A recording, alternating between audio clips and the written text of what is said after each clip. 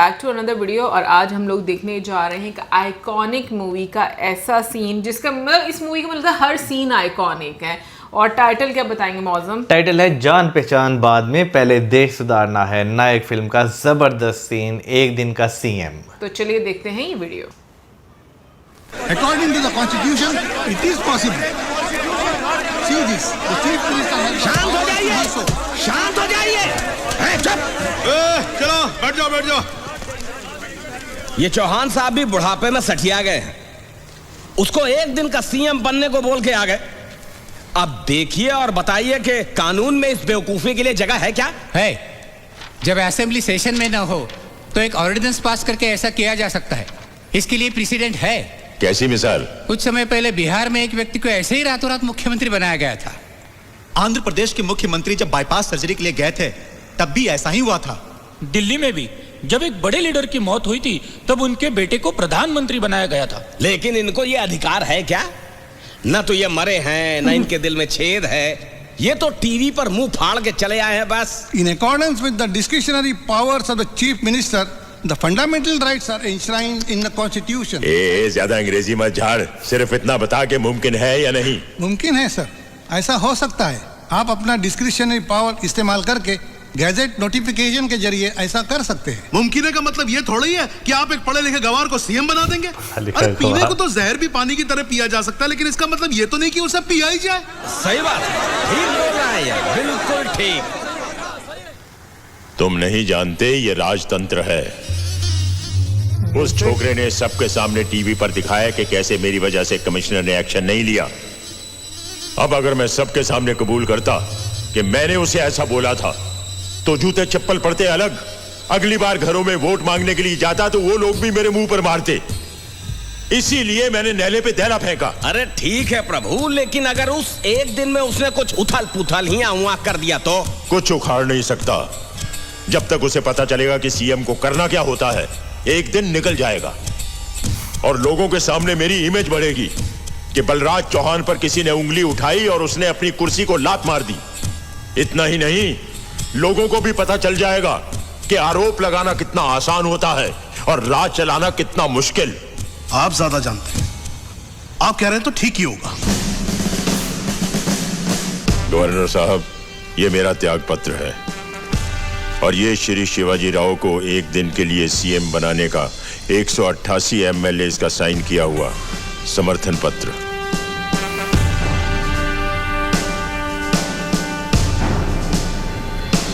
मैं Shivaji. Thank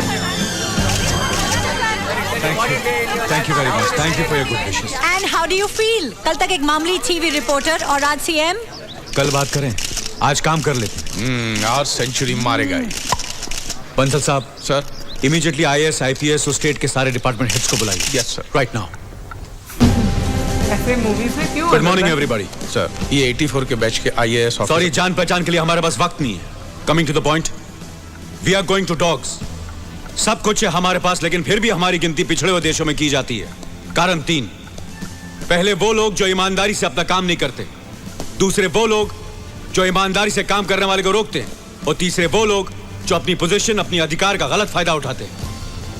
her गैर कानूनी काम करने वाला कानून से बचने के लिए या तो चमचागिरी करता है, गुंडागर्दी करता है, रिश्वत देता है, या फिर अपनी नाजायज कमाई का थोड़ा सा हिस्सा देकर खुलेआम घूमता है। एक चपरासी से लेकर ऊपर तक आप सब लोग करप्ट हो चुके हैं।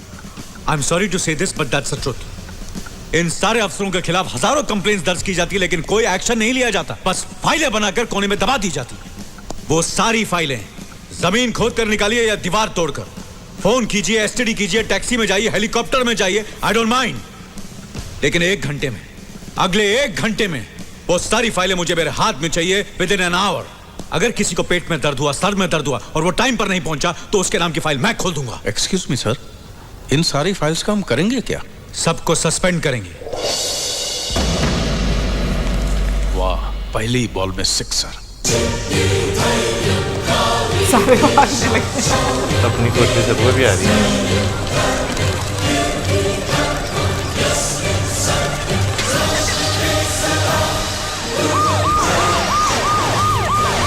मजा लगेगी ऐसे ही काम होता है।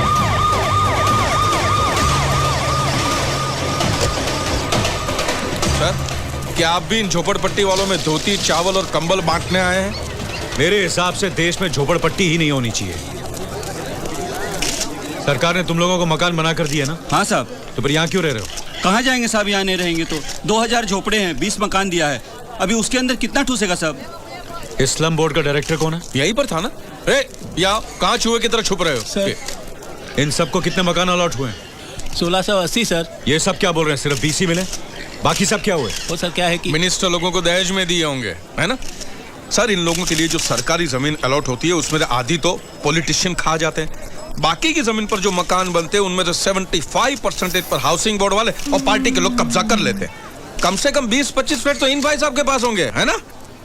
उसके बाद अगर कुछ बचता है तो इन लोगों को मिलता है। और ये लोग भी बड़े होशियार लोग हैं सर, जो मकान मिलते हैं उन्हें किराए पे चढ़ाकर एक और नई झुपड़पट्टी बना लेते हैं। साहब जी, तुकाराम को भी एक मकान मिला था, इसने 2000 किराए पर सरदार जी को दे रखा है। अरे अब नहीं बोलेंगे तो कब बोलेंगे? जब आप सब जानते हैं, आपने एक्शन क्यों नहीं लिया? सर, आप तो जानते हैं मिनिस्टर लोग। मिनिस्टर की बात छोड़ो, आपने अपना काम क्यों नहीं किया? टाइपराइटर आ गया? तुम्हारा नाम क्या है? सर, श्रीमान वो हम सब लगा लेंगे, तुम सिर्फ अपना नाम बताओ। श्रीकांत मानिक सर। इनका सस्पेंशन ऑर्डर टाइप करो। सर, ये क्या कर रहे हैं सर? सर, मैं मर जाऊंगा, ऐसा मत कीजिए सर, मुझे माफ कर दीजिए। रोकिए प्लीज प्लीज सर, प्लीज रोकिए सर। सर, आप भी कुछ बोलिए ना सर। सर बोलता हूँ, जल्दी टाइप कर। ये क्या कर रहे हैं सर? मैं बर्बाद हो जाऊंगा। तुकाराम, तुम्हें मकान कहाँ अलॉट हुआ था? शास्त्री नगर में साहब। शास्त्री नगर। तो मेरे साथ चलो। अच्छा कमिश्नर सर, ट्रक्स ले आइए और यहाँ जिन जिन लोगों को मकान अलॉट हुए थे उनकी झोपड़ियां खाली करवाइए और शास्त्री नगर ले आइए। Yes sir.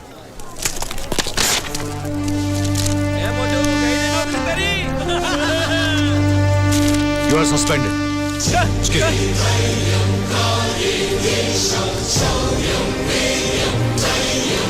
रियल लाइफ में ऐसे क्यों नहीं होता?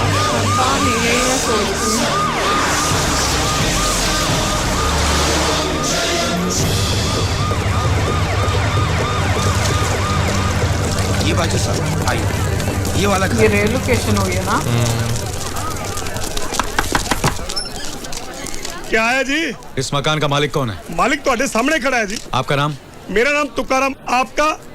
तुसी तुकाराम ते असी बिल क्लिंटन है। राजी, ये एक दिन के चीफ मिनिस्टर हैं इस स्टेट के। तो आपने पहले क्यों नहीं मुझे बताया? सर आइए अंदर बैठिए। जी, हम अंदर नहीं आएंगे, आप बाहर जाएंगे। क्यों बाहर जाएंगे जी? क्योंकि ये घर इस तुकाराम को अलॉट हुआ है और आप यहाँ पे गैर कानूनी ठहरे हुए हैं, समझे? और मैं क्या, हम ऐसे ही थोड़े ठहरे हैं? हम तो पहरा देते हैं, ऐसे ही मकान खाली कर दें क्या? अगर आप मकान हवाले नहीं करेंगे तो हवालात में बंद कर देंगे। हवालात में? सिर्फ 8 साल के लिए। 8 साल के लिए? एक मिनट, मैं क्या रजिंदर कौर है? जल्दी पांडे टिंडे चक ते वापस चलिए ठिंडे।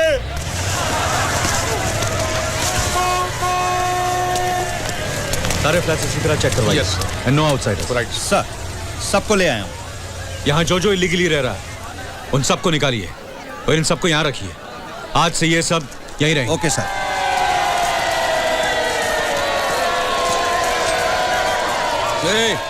अभी हमारे जाने के बाद अगर मकान किसी को किराए पे दिया और वापस झोपड़ी में रहने गए तो याद रखना, साफ सीधा जेल में डाल देंगे। हाँ, झोपड़े में कौन रहना चाहता है साहब? लेकिन हम सबके पास कोई काम धंधा नहीं है ना साहब, इसलिए कमरा भाड़े पे चढ़ा के 2 टाइम का खाना खाते हैं साहब। अभी जैसे कमरा दिला है साहब, ऐसे कोई काम धंधा दिला दो, बहुत मेहरबानी होगा साहब।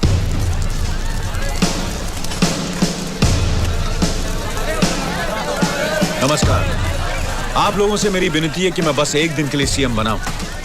अगर आप चाहते हैं कि मैं आप लोगों का कुछ भला करूं तो सबसे पहले आप लोगों को बदलना होगा। आज आप जो कुछ भी खरीदें, चाहे वो माचिस हो या मोटर कार, सुई हो या सोना चांदी, हेयरपिन हो या एरोप्लेन, सेल्स टैक्स भर के खरीदेगा। सेल्स टैक्स सरकार का हक है। अगर आप 1000 रुपए का सोना खरीदते हैं तो 4% के हिसाब से 40 रुपए सेल्स टैक्स हो जाता है। वो 40 रुपए बचाने के लिए आप दुकानदार से बिल नहीं मांगते, जिसका वो फायदा उठाता है, और वो पूरा 1000 रुपया उसकी ब्लैक मनी में चला जाता है जो सरकार तक नहीं पहुंचता। इसलिए प्लीज टैक्स भरिए, क्योंकि वो 40 रुपया 400 रुपए का फायदा बनकर वापस आप ही को मिलेगा। दुकानदार अगर पक्का बिल ना दे तो सामान मत खरीदेगा। ये लो 440 रुपया। पक्का बिल देना भाई। हमको भी बिल चाहिए। ग्राहक को माल नहीं बेचना। अगर कोई बिल देने से इनकार करे तो पुलिस स्टेशन में कंप्लेन कीजिए। जो दुकानदार बिल नहीं देगा और जिसने आज तक का बाकी का सेल्स टैक्स नहीं भरा होगा, उसका लाइसेंस कैंसिल कर दिया जाएगा। अगर हम कायदे से सेल टैक्स भरते तो कितना भरना पड़ता? 40 लाख सेठ जी। और अभी हम कितना भरते? 4 लाख। तभी तो मांग रहा है पूरे का पूरा आज ही भर दो, वरना कहीं लाइसेंस ना छीन ले। टैक्स में घपला मत कीजिए। क्या कर रहा है ये? बेवकूफी है।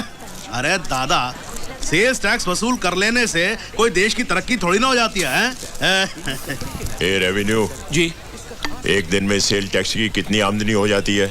हमारी या सरकार की? अरे सरकार की। वो तो पता नहीं जी। तो मिनिस्टर क्या झक मारने के लिए बने हुए हो तुम? अरे बस करना। बात सही है।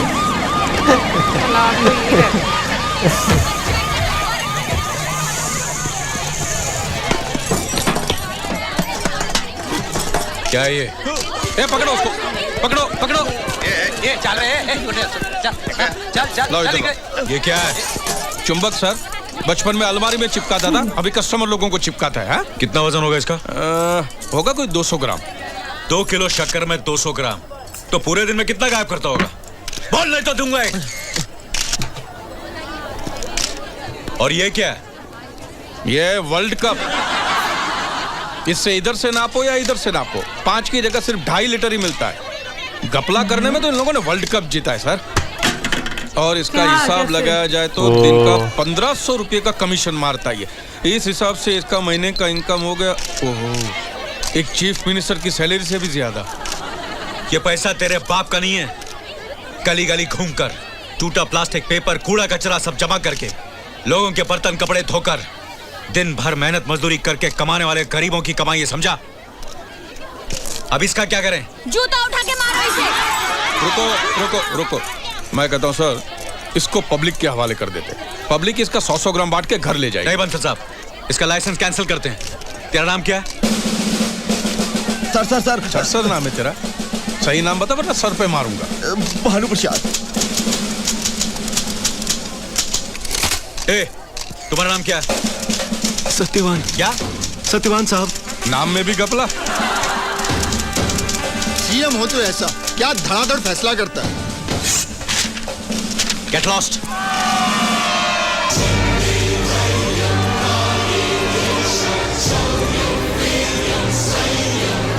हेलो सीएम, जनता की शिकायतों का समय दोपहर 12 बजे से 1 बजे तक। टेलीफोन संपर्क 642-3333 642-4444। हॅलो, बोलिए। हा मला एक दिवसाच्या मुख्यमंत्री साहेबांशी बोलायचंय। हाँ कहिए। मैं कमलाबाई बोल रही हूँ कोल्हापुर के सरकारी हॉस्पिटल से साहब। मेरे बच्चे को देखो फ्लू हो गया है, इसके लिए उसको यहाँ भर्ती किया है साहब। जिस डॉक्टर को उसका इलाज करने का है उनको 10 बजे आना चाहिए, पर अभी तक आए नहीं साहब। मेरे बच्चे का बदन देखो भट्टी की तरह पूरा जल रहा है साहब, आप कुछ कीजिए ना साहब। पास में अगर कोई अस्पताल का आदमी हो तो उसे फोन दीजिए। हेलो, मी वार्ड बॉय विठ्ठल बोलतोय। विठ्ठल, डॉक्टर साहब कितने बजे आएंगे? आप बस अभी आते होंगे। हमेशा ऐसे ही लेट आते हैं। वो क्या है ना साहब, उनका अपना क्लिनिक भी है, वहाँ का सब काम निपटा कर आप भी आ जाएंगे साहब। डॉक्टर का नाम क्या? आई के गार्ड की।